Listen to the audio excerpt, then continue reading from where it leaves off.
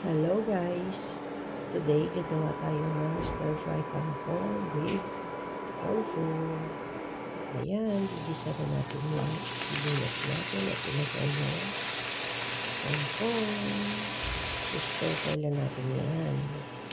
Lagay natin yung seasoning at saka oyster sauce.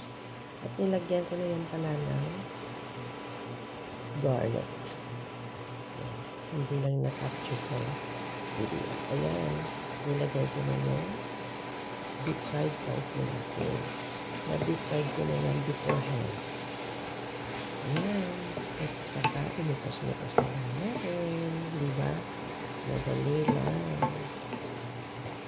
Walang meat tayo today. Ayan. Tofu with kangkong and oyster sauce.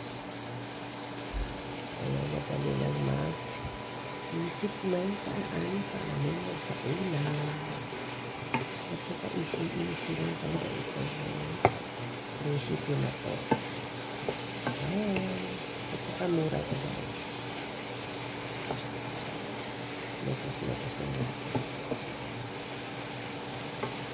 Thank you for watching pala sa mga videos ko. Sa mga support ninyo. Salamat po. Ayan. Daan na yung ating stir fry kangkong with oyster sauce. Bye-bye muna.